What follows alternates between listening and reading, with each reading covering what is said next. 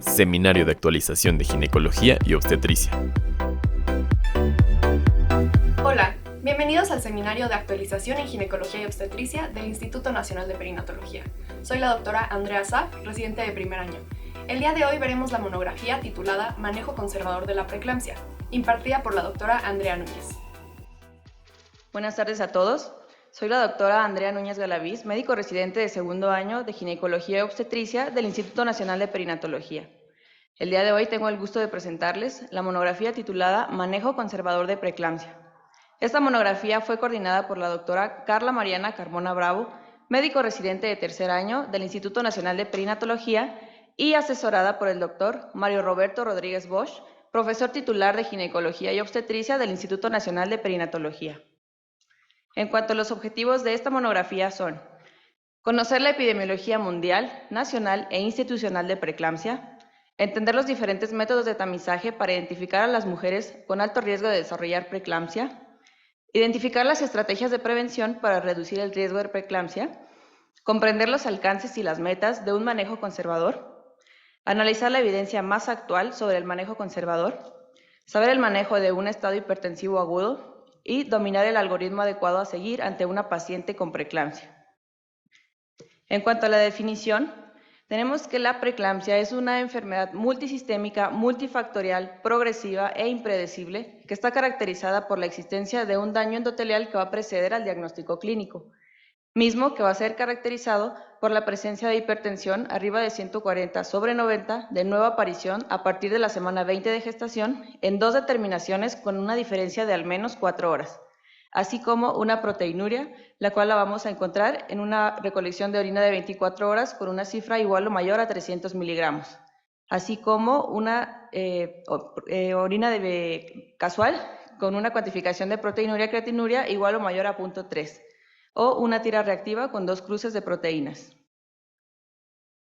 ¿Cuál es la importancia de dedicarle un tema completo y una monografía a este tema? Debemos de saber que la preeclampsia es la segunda causa más frecuente de muerte obstétrica directa en el mundo. Se le atribuyen cerca de 76,000 muertes y cerca de 500,000 de muertes neonatales van a darse por esta enfermedad en todo el mundo. Cada 7 minutos una mujer va a perder la vida debido a complicaciones asociadas a esta enfermedad. Dentro de la epidemiología mundial, tenemos que la Organización Mundial de la Salud nos comenta que afecta entre el 3 y 10% de todos los embarazos. Esta va a causar arriba de 2.5 millones de nacimientos prematuros al año y cerca de 16% de muertes maternas en países con bajos a medianos ingresos. Asimismo, va a ser causante de la eclampsia y el síndrome de HELLP, el cual va a estar relacionado con 6 de cada 10 muertes asociadas a la preeclampsia. El riesgo incrementado se presenta de enfermedad vascular cerebral de 20 a 68 por cada 100,000 partos. Asimismo, hay un riesgo de muerte fetal de 5.2 por cada 1,000 nacimientos. Dentro de la epidemiología nacional, tenemos que esta enfermedad en general causa una razón de muerte materna de 5.2 defunciones por cada 1,000 nacimientos. Es la primera causa de ingreso de mujeres embarazadas a unidad de terapia intensiva. Y en esta tabla podemos encontrar el informe semanal de vigilancia epidemiológica que da la Dirección General de Epidemiología de Secretaría de Salud, en la cual, por causa agrupada, las enfermedades hipertensivas son causantes del 17.2% de mortalidad. De estos, el Estado de México, Veracruz, Jalisco, Puebla y Chiapas en conjunto van a sumar cerca del 40.4% de los casos. Asimismo, hasta la semana 2 de mayo de 2023, la cual fue la semana epidemiológica número 17, se encontró un porcentaje de 16.8 en cuanto a la aparición de preeclampsia. Dentro de la epidemiología del Instituto Nacional de Perinatología, tenemos que en el 2022 se presentaron 839 casos. De estos, el 60.3% se clasifican como preeclampsia sin datos de severidad, el 21.6% preeclampsia con datos de severidad, el 9.4% hipertensión arterial sistémica crónica y preeclampsia agregada y eclampsia en 0.1%, habiéndose presentado únicamente un caso en 2022.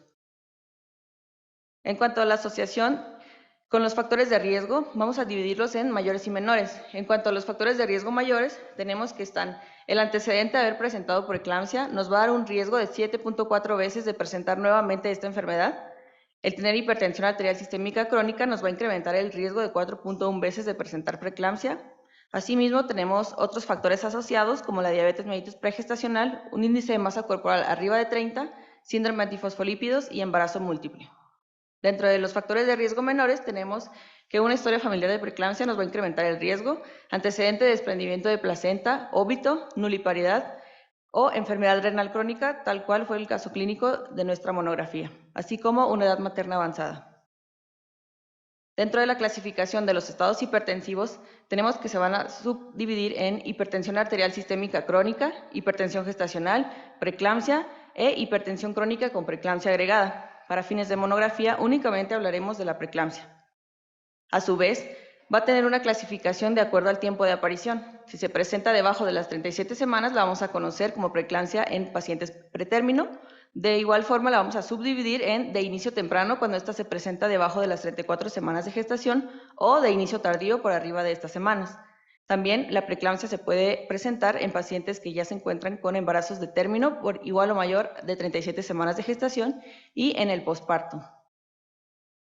En cuanto a los criterios diagnósticos de la preeclampsia con datos de severidad, podemos diagnosticarla mediante dos formas. La primera es con una elevación de cifras tensionales igual o mayor a 160 sobre igual o mayor a 110 en dos tomas separadas por al menos 15 minutos. Esto puede tener o no proteinuria significativa. O también la podemos diagnosticar por medio de parámetros bioquímicos, los cuales van a ser trombocitopenia, incremento de la creatinuria, alteración de las enzimas hepáticas, dolor epigástrico o en cuadrante superior derecho, alteraciones visuales, cefalea persistente que no cede con analgesia o edema pulmonar. Dentro de la fisiopatología de esta enfermedad, tenemos que es una enfermedad multifactorial en la cual se ven desarrollados diferentes factores que coexisten, como lo son los factores genéticos, los factores ambientales, los factores inmunológicos y los factores metabólicos. Estos a su vez van a producir que se realice una invasión y una diferenciación anormal a nivel del trofoblasto. Esto nos va a producir una isquemia y una hipoxia de la placenta. Asimismo, se va a encontrar un desbalance entre los factores angiogénicos y antiangiogénicos, lo cual nos va a causar una disfunción endotelial. A diferentes niveles vamos a tener que a nivel renal nos va a ser causante de una hipertensión, proteinuria y edema. A nivel hepático podemos encontrar isquemia hepática o distensión de la cápsula de Gleason, la cual va a ser la principal causante de la sintomatología. Así como a nivel hematológico podemos encontrar activación de la cascada de coagulación. A nivel del sistema nervioso central podemos encontrar que se presenta como edema cerebral, el cual va a ser el causante de la principal complicación, que va a ser la eclampsia, y a nivel placentario va a ser causante de una insuficiencia placentaria, la cual clínicamente la vamos a ver como una restricción de crecimiento fetal. En cuanto a los siguientes esquemas, en su esquema de la izquierda tenemos una célula endotelial sana, en la cual encontramos los diferentes factores de crecimiento y los diferentes receptores. Estos a su vez se encuentran acoplados a sus receptores intracelulares y solubles, ya sea el factor de crecimiento vascular, que se va a unir al factor de crecimiento placentario a nivel endotelial. Esto nos va a causar una vasodilatación adecuada, así como la liberación de factores anticoagulantes, lo cual nos va a causar una regulación de la permeabilidad vascular. Y en el diagrama de la derecha tenemos la enfermedad de la preeclampsia, en la cual podemos ver que se encuentra una disfunción endotelial, ya que los receptores solubles se van a encontrar no en el endotelio, sino en la parte central, donde nos va a causar una vasoconstricción, va a permitir que se generen más agentes procoagulantes, asimismo va a causar un aumento de la permeabilidad vascular. Dentro del tamizaje de esta enfermedad, existe el tamizaje simplificado, el cual está dado por las guías NICE y recomendada por el Colegio Americano, en el cual únicamente nos habla de las características maternas, ya sea que sean factores de alto riesgo o de riesgo moderado. Únicamente, de acuerdo a las características maternas, vamos a tener una tasa de detección cercana al 48.3%. Ahora, el tamizaje extenso lo recomienda la Fetal Medicine Foundation y la Federación Internacional de Ginecología y Obstetricia. Además de las características maternas, vamos a agregar medidas biofísicas, las cuales son la medición de la tensión arterial y el índice de pulsatilidad de las arterias uterinas, así como marcadores bioquímicos, como no son el factor de crecimiento placentario y la proteína A asociada a la placenta, al embarazo. Estos, a su vez, mediante las características maternas, medidas biofísicas y marcadores bioquímicos, van a tener una tasa de detección por arriba del 90%. Un ejemplo de esto es la calculadora de riesgo que se presenta en la Fetal Medicine Foundation, en la cual nosotros podemos introducir manualmente las características maternas y el historial materno de la paciente. En este ejemplo, el índice de pulsatilidad de las arterias uterinas se encuentra dentro de parámetros normales, por lo cual concluye un riesgo bajo debajo de las 37 semanas de 1 en 500 para la aparición de preeclampsia en menor de 37 semanas. Ahora, en este ejemplo, la paciente presentaba lupus eritematoso sistémico y encontramos un índice de pulsatilidad de las arterias uterinas alterado, lo cual nos cambió el factor. En pacientes con menor a 37 semanas tiene un riesgo de 1 a 98, lo cual nos va a hacer un riesgo alto para preeclampsia. Existe también el tamizaje con recursos limitados, el cual se da en el primer trimestre y consiste únicamente en el historial clínico materno y la medición de la tensión arterial media. Estas dos mediciones van a tener una tasa de detección del 65%. De ser positivo, vamos a realizar además una medición del índice de pulsatilidad de las arterias uterinas y una medición del factor de crecimiento placentario. Si nosotros encontramos que la paciente se encuentra con alto riesgo, vamos a iniciar medidas de prevención como lo son el ácido acetilsalicílico a una dosis de 150 miligramos cada 24 horas. Sin embargo, si de acuerdo a estas características maternas y a la medición de la tensión arterial media la paciente tuvo un tamizaje negativo, vamos a realizar un control prenatal de rutina. La Federación Internacional de Ginecología y Obstetricia comenta que todas las embarazadas deben someterse a la detección de preeclampsia mediante la prueba combinada de primer trimestre. Esto va a incluir factores de riesgo maternos y biomarcadores. De igual forma, si la paciente clasifica como riesgo bajo, vamos a continuar con un control prenatal de rutina y si clasifica como riesgo alto, vamos a iniciar medidas profilácticas como el uso de ácido acetilsalicílico. En cuanto a la prevención, sabemos que la aspirina va a ser el medicamento de elección para realizar una prevención adecuada de preeclampsia, sobre todo de inicio temprano. Esto en mujeres con alto riesgo se ha demostrado que una dosis superior a 100 miligramos iniciado antes de la semana 16 va a tener una reducción en la incidencia de preeclampsia temprana por arriba del 60%. Para fines comparativos de la efectividad, les presento el siguiente artículo, el cual tuvo como objetivo comparar la eficacia de las diferentes estrategias profilácticas para prevenir la preeclampsia en mujeres embarazadas que tenían alto riesgo. En este se incluyeron 13 estudios clínicos aleatorizados con un total de 112.916 pacientes y se evaluaron 13 estrategias profilácticas hasta septiembre de 2021, las cuales incluyeron suplementación con calcio, aspirina, suplementación con vitamina D, suplementación con vitamina C y E, suplementación con selenio, pravastatina, metformina, magnesio, heparina de bajo peso molecular, suplementación con ácido fólico, suplementación con aceite de pescado y ejercicio. Este estudio revela que los medicamentos o las intervenciones más adecuadas para disminuir el riesgo de la aparición de preeclampsia, sobre todo preeclampsia temprana en pacientes con alto riesgo, fueron heparina de bajo peso molecular, la cual disminuyó un riesgo de aparición del 40%, la suplementación con vitamina D, la cual disminuyó en un 35% el riesgo de aparición, el ejercicio, la suplementación con calcio y el ácido acetilsalicílico que ya conocemos. Existe un factor predictor en algunas situaciones especiales, como lo fue el caso de nuestro caso clínico. Esto habla de la relación entre el factor 1 del crecimiento vascular y el factor de crecimiento placentario. Este va a ser elevado en las pacientes embarazadas, inclusive mucho antes del inicio clínico de la sintomatología o de la aparición de la preeclampsia. Tenemos que una relación de 38 o menos, lo que va a importar es que tiene un valor predictivo negativo elevado de 99.3% con una sensibilidad y especificidad elevadas, lo cual nos habla de que esta enfermedad no se va a presentar en la siguiente semana con al menos una seguridad del 99.3%. Sin embargo, si una relación es superior a este punto de corte, el cual marcan como 38, es un valor predictivo positivo de aparición de preeclampsia dentro de las siguientes 4 semanas de 36.7%, con una sensibilidad y una especificidad bajas, por lo cual este parámetro se utilizó en nuestra paciente para detectar el riesgo de la aparición de preeclampsia en la semana siguiente. Iniciando con el manejo conservador, vamos a hablar que se refiere a todas las intervenciones que se realizan para prolongar el embarazo con el fin de incrementar la madurez del feto y así disminuir las complicaciones de la prematurez.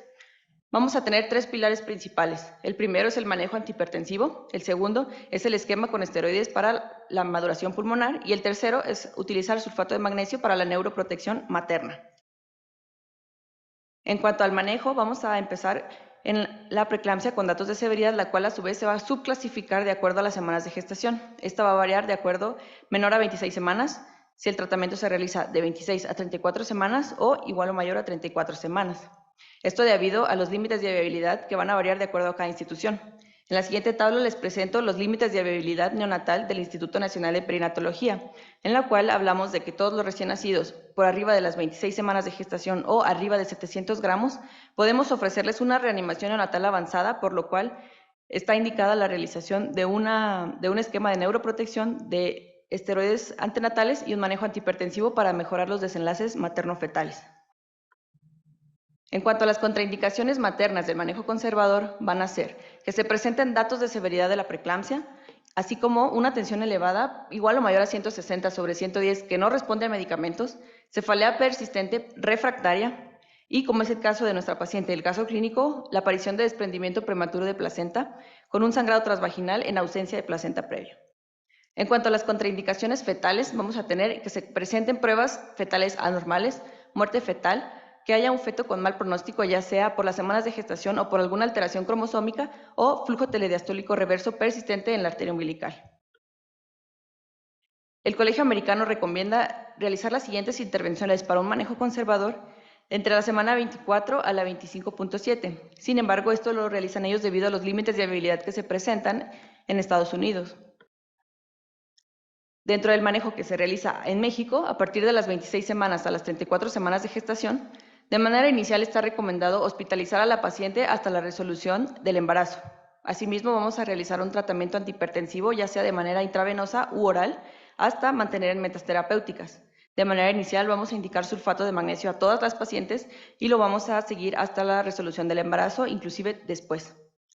De manera inicial vamos a vamos a visualizar la tensión arterial cada hora y posteriormente, al llegar a metas terapéuticas, 6 veces al día. De manera inicial vamos a realizar medidas bioquímicas como lo son la biometría hemática, las pruebas de funcionamiento hepático, las pruebas de funcionamiento renal y una química sanguínea. Posteriormente vamos a realizar el seguimiento mínimo 2 veces por semana. Asimismo, para el seguimiento fetal vamos a realizar de manera inicial un registro cardiotocográfico y posteriormente cada 24 a 48 horas. Vamos a realizar la medición del líquido amniótico de manera inicial y posteriormente 2 veces por semana, así como un perfil biofísico. Vamos a cuantificar el peso fetal estimado de manera inicial y posteriormente cada 2 semanas. Dentro de la hemodinamia la vamos a realizar únicamente si el peso fetal estimado está por debajo del percentil 10 y posteriormente la vamos a seguir realizando con un intervalo de 1 a 2 semanas. En cuanto al primer pilar, que es el manejo antihipertensivo, tenemos que saber las metas de las cuales nosotros vamos a iniciar el tratamiento de esto de acuerdo a los diferentes colegios. Las recomendaciones que emite el Colegio Americano van a ser que nosotros iniciemos tratamiento antihipertensivo cuando las cifras tensionales estén igual o mayor a 160/110, al igual que la ICCP. Sin embargo, el Colegio de Canadá nos recomienda que se inicie la terapia con antihipertensivo cuando se presenten cifras tensionales por arriba de 150/100 o si la paciente tiene alguna comorbilidad, debemos ser más estrictos y iniciar el tratamiento antihipertensivo cuando se presenten cifras por arriba de 140/90. Asimismo, las guías NICE recomiendan que se inicie el manejo arriba de 150/100 y si la paciente ya tenía hipertensión crónica y hay daño a órgano blanco, vamos a ser todavía más estrictos y en cuanto se inicie una cifra de mayor a 140/90, vamos a iniciar tratamiento. El siguiente algoritmo nos habla del manejo de una crisis hipertensiva. Si acude a urgencias una paciente con una cifra de tensión elevada de 160/110, vamos a mantener en vigilancia por 15 minutos. Si corroboramos nuevamente esta cifra de tensión arterial, la paciente cuenta con criterios de severidad, por lo cual de manera inicial vamos a administrar nifedipino 10 miligramos vía oral. Posteriormente vamos a mantener en vigilancia durante 20 minutos y si la tensión arterial no logró disminuir por debajo de 160/110 o no logró llegar a las metas terapéuticas, que según el Colegio Americano son de 140/150/90/100, está indicado nuevamente administrar nifedipino, pero en esta ocasión 20 miligramos vía oral.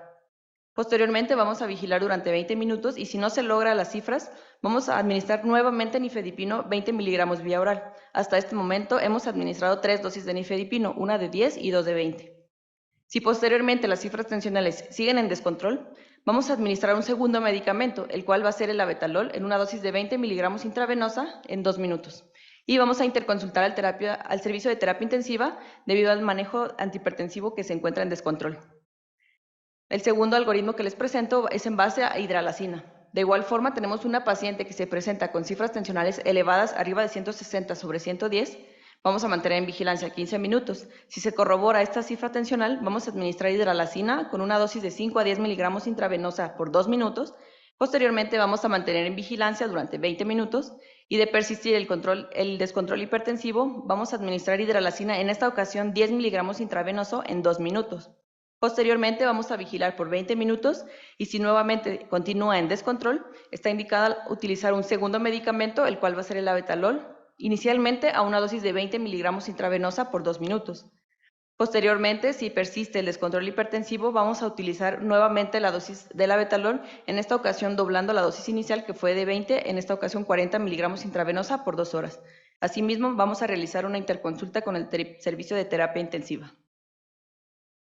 Para comparar la eficacia del labetalol versus el nifedipino, les presento el siguiente estudio, el cual es un estudio reciente que se realizó con el objetivo de comparar la eficacia del labetalol versus el nifedipino en el tratamiento de una crisis hipertensiva. Este fue un estudio clínico aleatorizado, doble ciego, que se realizó entre 2014 y 2016 e incluyó 120 embarazadas, estos con una cifra de tensión arterial descontrolada igual o mayor a 160/110. Estos grupos fueron aleatoriamente divididos. El grupo A recibió labetalol, en este se incluyeron 60 pacientes y de manera inicial se les administró 20 miligramos. Posteriormente se les administró 40, 80, 80 y 20 miligramos, estas con un intervalo de 15 minutos entre cada una y con una dosis máxima de 300 miligramos. El grupo 2 o grupo nifedipino se incluyeron 60 pacientes y de manera inicial recibieron una dosis de 10 miligramos, posteriormente 20, 20, 20 y 20 miligramos con un intervalo de 15 minutos entre cada una, con una dosis máxima de 90 miligramos. Los resultados se presentan en las siguientes curvas. De la parte izquierda, en la tabla C, vamos a tener que el objetivo de la tensión arterial fue llegar a 150/100. De estos, el nifedipino, el cual se muestra en rojo con cuadros, se indica que logró llegar a las metas terapéuticas con una menor dosis y un mayor tiempo de acción. Y el labetalol no logró esto, en diferencia del nifedipino. En la tabla de la derecha, de la D, nos habla de que todas las pacientes a las que se les administró nifedipino lograron la meta terapéutica después de 2 a 3 dosis de dicho medicamento. Asimismo, el labetalol ameritó tratamientos posteriores con otro medicamento para lograr las cifras terapéuticas. En esta tabla de resultados les presento el resultado primario, el cual fue que el nifedipino ameritó desde el tiempo de que se administró la primera dosis un tiempo de 27.25 minutos para llegar a cifras de tensión arterial de metas terapéuticas, en comparación con el grupo de labetalol que ameritó 36.75 minutos. Dentro de los estudios de los resultados secundarios encontramos que el grupo de nifedipino ameritó 1.82 dosis, mientras que el grupo de labetalol ameritó 2.45 dosis. Asimismo, ambos medicamentos lograron tener una mejoría en el índice urinario. Sin embargo, el nifedipino mantuvo un volumen urinario mayor de 66.8. Por lo cual, este estudio concluye que ambos medicamentos son efectivos para el control de la tensión arterial. Sin embargo, el nifedipino vía oral reduce la tensión arterial más rápido que el labetalol, por lo cual este puede ser una mejor alternativa debido a su fácil administración y mayor disponibilidad. Dentro de las metas terapéuticas, de acuerdo al Colegio Americano, nos recomienda que se mantengan por debajo de 160/105. La Sociedad Canadiense nos recomienda que se permanezcan entre 130 a 135 sobre 80 a 105. Las guías NICE recomiendan que sea menor a 150 sobre 100 y sobre 80 a 100. Y la ICCP recomienda que sea entre 110 y 140 sobre 85. En cuanto al segundo pilar importante en el manejo conservador de preeclampsia, abordaremos la maduración pulmonar. Es importante que conozcamos la acción principal de los corticosteroides, la cual va a hacer que va a mejorar la diferenciación alveolar tras inducir los neumocitos tipo 2, va a incrementar el surfactante, va a disminuir por lo consiguiente la tensión superficial, va a activar la óxido nítrico sintetasa, mejorando el flujo sanguíneo pulmonar y va a incrementar el número de canales epiteliales de sodio, por lo cual va a ayudar al aclaramiento de líquidos desde el lumen hasta el intersticio. Tenemos dos esquemas principalmente. El primero es con betametasona, en el cual se administran 12 miligramos intramusculares cada 24 horas por 2 dosis, o dexametasona, el cual se administra una dosis de 6 miligramos intramuscular cada 12 horas por 4 dosis. En cuanto al esquema de esteroides antenatales, aquellos escenarios que previene son el síndrome de distrés respiratorio en un 34%, enterocolitis necrotizante, hemorragia intraventricular, muerte neonatal, muerte perinatal, necesidad de ventilación y disminuye el riesgo de infección en 48 horas de nacido. En cuanto al esquema de esteroides antenatales en situaciones especiales, tenemos que en fetos con restricción de crecimiento intrauterino, la Asociación Mundial de Medicina Perinatal recomienda que se dé a una misma dosis e indicaciones que en aquellas pacientes que tienen un peso apropiado para edad gestacional, esto disminuyendo un riesgo de mortalidad neonatal del 37%. Sin embargo, esto no va a ser útil en todas las pacientes que presentan restricción de crecimiento intrauterino. Es por esto que les presento el siguiente artículo, el cual tuvo como objetivo evaluar el rol de la administración antenatal de esteroides para la maduración pulmonar y resultados perinatales a corto plazo en aquellos embarazos que tenían fetos con restricción del crecimiento fetal tardío. Este fue un estudio de corte y fue un estudio que fue un análisis secundario de un estudio observacional prospectivo, que fue el TROFL-2. Se llevó a cabo entre 2017 y 2018. Y se incluyeron embarazos de entre 32 semanas y 36.6 que tenían restricción de crecimiento intrauterino. Ellos recibieron un curso único de esteroides. Dentro de estos grupos, el grupo 1 o grupo control fue un total de 86 pacientes y el grupo 2 en el que se midió la intervención de los esteroides fueron 86.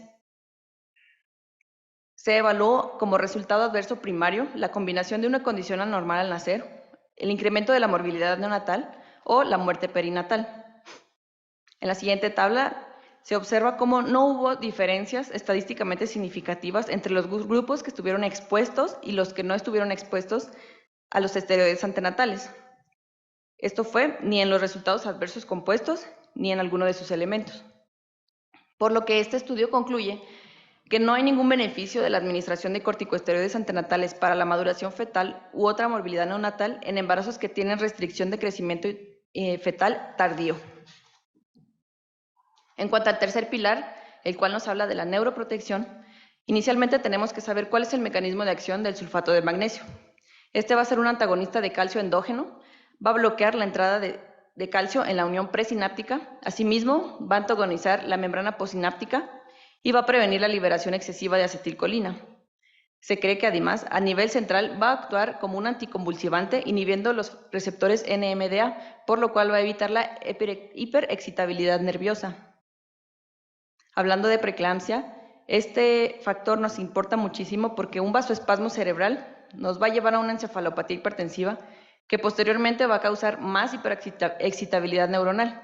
Esto nos va a causar isquemia cerebral y posteriormente la manifestación clínica, que es la eclampsia. Por lo cual, el objetivo de dar sulfato de magnesio va a ser que debemos disminuir la presión de perfusión cerebral y debemos mantener el flujo sanguíneo normal. Por lo cual les presento el siguiente estudio, el cual tuvo como objetivo comparar los efectos hemodinámicos cerebrales del sulfato de magnesio versus el labetalol, esto en pacientes con preeclampsia con datos de severidad. Fue un estudio clínico prospectivo, aleatorizado y comparativo que se llevó a cabo en unidad de terapia intensiva entre 2020 a 2022 y se incluyó un total de 60 embarazos.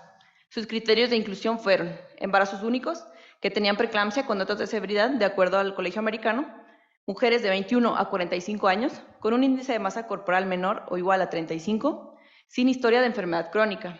Se les realizó un Doppler transcraneal basal posteriormente a la hora de tratamiento y posteriormente a las 6 horas de tratamiento.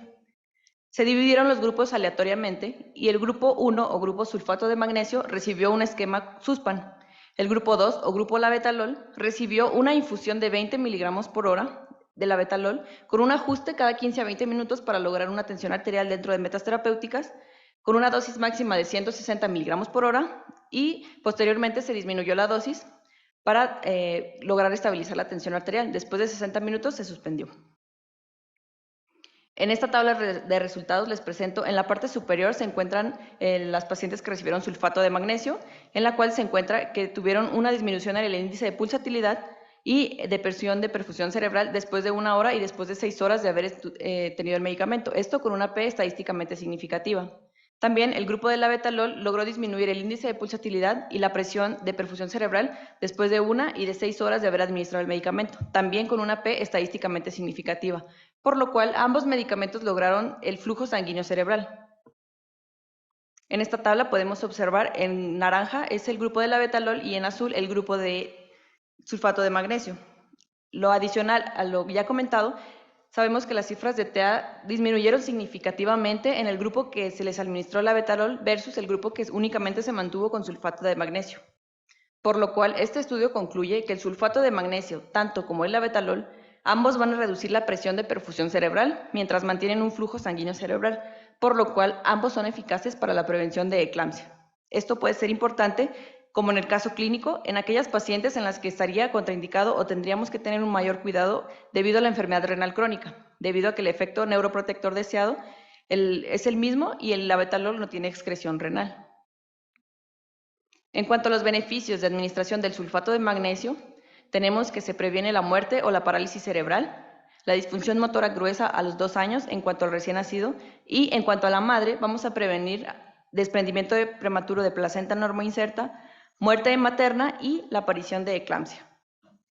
En cuanto a las contraindicaciones de este medicamento van a ser pacientes con miastenia gravis, bloqueo cardíaco, hipocalcemia, isquemia cardíaca y falla renal moderada a severa. En el Instituto Nacional de Perinatología nosotros administramos la mitad de la dosis en aquellas pacientes con enfermedad renal crónica, que digo, estadio 4 a 5, las cuales tienen una tasa de filtrado menor a 30 mililitros por minuto por metro cuadrado. En cuanto a los diferentes esquemas, tenemos el de Eastman, el de Pritchard, el de Sussman y el Cibai. Aquí en el instituto utilizamos el esquema Sussman, el cual se basa en una dosis de impregnación de 4 gramos intravenosa y con una dosis de mantenimiento de 1 gramo intravenoso por hora. Las diferentes escuelas y colegios recomiendan una dosis de impregnación similar de entre 4 a 6 gramos de manera inicial, con una dosis de mantenimiento de 1 a 2 por hora, con un tiempo de administración hasta la resolución del embarazo, inclusive 12 a 24 horas posterior. Es por esto que les presento el siguiente artículo, el cual tuvo como objetivo comparar la eficacia de un régimen con sulfato de magnesio intramuscular de 12 horas versus 24 horas en el tratamiento de preeclampsia con datos de severidad. Este fue un estudio clínico aleatorizado, paralelo, abierto, que se llevó a cabo entre 2018 y 2020 e incluyó 1.176 embarazos. El grupo 1 o grupo control se le administró el medicamento por 24 horas. En este grupo se incluyeron 584 pacientes. Recibieron una dosis de impregnación de 4 miligramos intravenoso y 10 gramos intramuscular. Y la dosis de mantenimiento fue de 5 gramos por 4 horas por 6 dosis, para mantener una dosis por 24 horas. Y el grupo 2 o el grupo de intervención, que fueron las pacientes que únicamente recibieron el medicamento por 12 horas, se incluyeron 592 pacientes, la dosis de impregnación fue la misma y la de mantenimiento fue también cada 4 horas, con la diferencia de que estas pacientes únicamente lo recibieron por 3 dosis para completar un total de 12 horas. En cuanto al resultado primario, esta fue la ocurrencia de las convulsiones. Esto tras haber administrado el medicamento posterior a 12 horas y posterior a 24 horas. Y se encontró que no había diferencia en la ocurrencia de convulsiones en cualquier momento del tratamiento. Dentro de los resultados secundarios, se encontró que en el grupo que recibió el medicamento únicamente por 12 horas, tuvo una menor duración en tiempo de estancia intrahospitalaria, tuvo una menor permanencia de sonda Foley y tuvo un menor efecto secundario de medicamento. Esto con una P estadísticamente significativa. Y dentro de los resultados neonatales se encontró que en aquellas pacientes que recibieron el sulfato por 24 horas, tuvieron diferentes desenlaces adversos en el recién nacido. Tuvieron menor peso al nacimiento, mayor número de fetos calificados con un APGAR menor a 7 y un mayor número de recién nacidos ingresaron a unidad de terapia intensiva neonatal. Por lo cual, este estudio concluye que existen tasas de convulsiones comparables entre el régimen de 24 horas versus el de 12 horas, por lo cual el régimen de 12 horas mostró mantener una eficacia clínica, minimizar los efectos secundarios, su costo y disminuir los efectos en el recién nacido. En cuanto a la intoxicación por sulfato de magnesio, ya sabemos que los rangos terapéuticos van de 4 a 7 miligramos por decilitro. Sin embargo, podemos encontrar una elevación de estos niveles en sangre, pudiéndolo ver clínicamente desde una pérdida de reflejos osteotendinosos hasta un paro cardíaco, por lo cual estaría indicada la corrección de emergencia con gluconato de calcio al 10% a una dosis de 10 mililitros intravenosa por 3 minutos, concomitantemente administrado con furosemida. Ahora les presento el siguiente checklist a manera de algoritmo final. Si nosotros tenemos una paciente en consulta externa con un estado hipertensivo, primero vamos a evaluar las características clínicas de la paciente. Si ella tiene características que asemejan a la preeclampsia o tienen un valor de tensión arterial igual o mayor a 140 o 150 sobre 90 a 100, tienen proteinuria, compromiso fetal o tienen una edad gestacional igual o mayor a 37 semanas, está indicado hospitalizar a la paciente. Por el otro lado, si la paciente tiene hipertensión gestacional leve o hipertensión crónica sin características de preeclampsia y tiene un seguimiento adecuado, está indicado realizar un manejo ambulatorio. ¿Cuándo le vamos a decir a la paciente que venga a urgencias? Cuando presente una tensión arterial igual o mayor a 150/100 milímetros de mercurio, cuando presente cefalea, alteraciones visuales, dolor en el epigastrio, cuando tenga una ganancia de peso igual o mayor a 1 kilo por día y cuando presente edema de miembros inferiores por arriba de 2 cruces. En cuanto al paciente hospitalizado, vamos a tener un manejo más estricto en cuanto a los síntomas, las características clínicas y los auxiliares diagnósticos. En cuanto a la sintomatología, vamos a evaluar si la paciente presenta cefalea, náusea, vómito, alteraciones visuales o dolor epigástrico. En cuanto a las características clínicas, vamos a evaluar la frecuencia cardíaca, la frecuencia respiratoria, la tensión arterial, el peso corporal, la aparición de edema, así como el volumen urinario en 24 horas. Y dentro de los auxiliares diagnósticos tenemos una tira reactiva en orina de manera diaria, así como la cuantificación bioquímica de biometría hemática, pruebas de funcionamiento hepático, pruebas de funcionamiento renal, electrolitos séricos y tiempos de coagulación. Esto lo vamos a solicitar 2 veces por semana, así como una recolección de orina de 24 horas y un ultrasonido renal 1 vez por semana. Vamos a iniciar un manejo antihipertensivo cuando la tensión arterial esté igual o mayor a 160/110 y vamos a iniciar el sulfato de magnesio desde que la paciente ingrese o inclusive cuando la paciente tenga una TA de igual o mayor a 160/110 o 140/90, pero que tenga clínica característica de preeclampsia, con datos de severidad. Asimismo, vamos a realizar un ultrasonido fetal en el cual vamos a evaluar el crecimiento, el líquido amniótico, el Doppler de las arterias uterinas. Si hay alguna indicación de terminar el embarazo, van a ser las siguientes: edad gestacional igual o mayor a 37 semanas, eclampsia, edema agudo pulmonar, hipertensión descontrolada, síntomas neurológicos persistentes, náusea, vómito o epigastralgia persistente, disfunción hepática severa, disfunción renal severa, trombocitopenia, desprendimiento de placenta u otras anomalías clínicas. Si nosotros optamos por inducir un trabajo de parto, vamos a realizar la medición de los parámetros previamente mencionados al llegar a unidad tocoquirúrgica, posteriormente al encontrar contracciones uterinas regulares, al encontrar 2 centímetros de dilatación, 6 centímetros y cuando la paciente tenga una dilatación completa, posteriormente al nacimiento y posterior al nacimiento. Sin embargo, si optamos por resolución vía abdominal, vamos a ser más estrictos en cuanto al manejo posterior a la misma resolución. A los 15 minutos, a los 30 minutos, a los 45, a los 60 minutos, a la hora y media, a las 2 horas, a las 6 horas y posteriormente al día 1 posparto, día 2 y día 3. El objetivo de la aplicación de este checklist es permitir una mejor vigilancia y una identificación oportuna de las complicaciones asociadas a la preeclampsia. En cuanto a las conclusiones de mi monografía son: la preeclampsia es una de las principales complicaciones del embarazo que se asocia con mayor frecuencia a muerte materna. La detección oportuna y la prevención temprana son medidas que deben implementarse universalmente. El manejo conservador de preeclampsia se debe individualizar con el propósito de mejorar el pronóstico neonatal.